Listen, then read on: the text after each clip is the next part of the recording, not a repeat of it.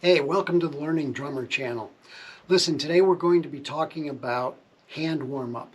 And the reason I'm bringing this up and why I created this channel in the first place is many years ago I graduated from Berklee. I did a lot of fun musical adventures, but then I took 25 years off and I did another career. But as you know, as a drummer, as a musician, the more you stay away from it, the more it burns inside. You've got to do it.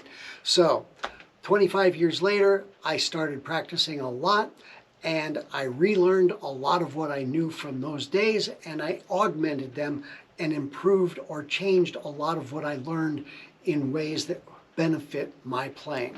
So I'm just passing all that along to you. It's free knowledge. Do with it what you will. If you don't like it, move along. Listen, this has nothing to do with technique or style. I don't care if you're playing match grip, traditional grip, molar technique, doesn't matter. So this is how you can develop you and your music. So first warm up, here we go. We're talking 16th notes.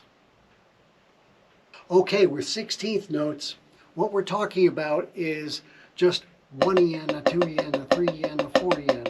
Now you can do it straight wrist, you can do it straight fulcrum, you can do it fingers. But the thing is you've got to hold tempo. That's why you have a metronome. Now, yes, this is a metronome, an old style metronome. You can use an app on your phone, you can use a click track. I don't care, but you need something that gives you that pulse, that's telling you where it is. And you want to focus on hitting with the pulse. Now, one thing that you want to do when you're doing 16th notes is, no matter what the BPM is, beats per minute on the metronome, no matter what the BPM is, you want to do 4-measure phrasings. So at first, start out with accenting 2 and 4, 1 yen, a 2 yen, a 3 yen, a 4 yen, a 1, for 4 measures. But on the 4th measure, do a slight fill between 3 and 1, so that it designates there's a 4-measure pattern there. So I'm going to start on the 3rd of a 4th measure. So 1 yen, a 2 yen, a 3 yen, a 4 yen, a 4, a 2 yen, a 3 yen, a 4 yen, a 1 yen, a 2 yen, 3 yen, a 4 yen, a 2. Okay, you got the idea. All right, so that'll help out a great deal with your understanding of where 4 measures are. The more you repeat it, the more it stays inside you. So you can get as fancy with your fills between 3 and 1 as you want to. I was just doing that for an example case.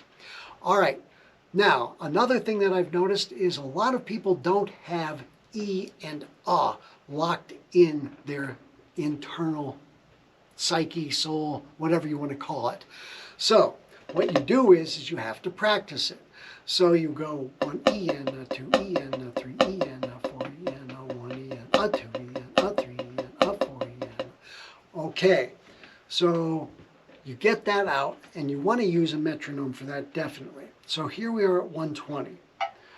So what you can do is 3, 4, 1 yen, 2 yen, 3 yen, 4 yen.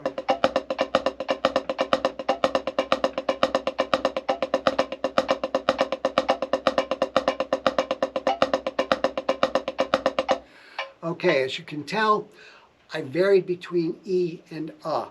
So you want to do that in one hand for as long as it takes for you to be comfortable. And then what you do is you throw in a double stroke to switch the hand that's hitting on the pulse. It's very simple. It's just like a paradiddle, a half a paradiddle. It's all inline double stroke. So let me just show you. You're going 1 yen, a 2 yen, a 3 yen, a 4 yen, a 1 yen. It's very simple to do. So you do that because while you may have locked in your innermost with that in the left hand, sometimes it's not the same with the right. You want to do it against a metronome because when you switch those hands, a lot of times you'll find that, oh, I'm slowing down with the other hand, whatever it is, or you're speeding up because you're more comfortable. You've just got to lock that in. Now, One other mistake that I've seen a lot of people do is, let's just look at paradiddles for a second. All right, they may be practicing that. All right, you're going along, and it's feeling good, so you start. Never do it. Don't do it. Because what you're doing is you're teaching yourself to speed up. It's a very common mistake, and it will help you to lose all sense of tempo. And what's the number one job for a drummer, especially a drum set player? Tempo. You've got to lock in. The rest of the band relies on you.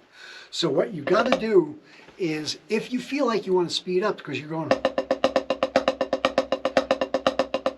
all right, stop, take your metronome, turn it up a little bit higher, and stay with it for a while. Stop, turn it up a little bit higher, and all right, you got the idea. So that's what you want to do for your first hand warm-up videos. So lock it in, get it into place.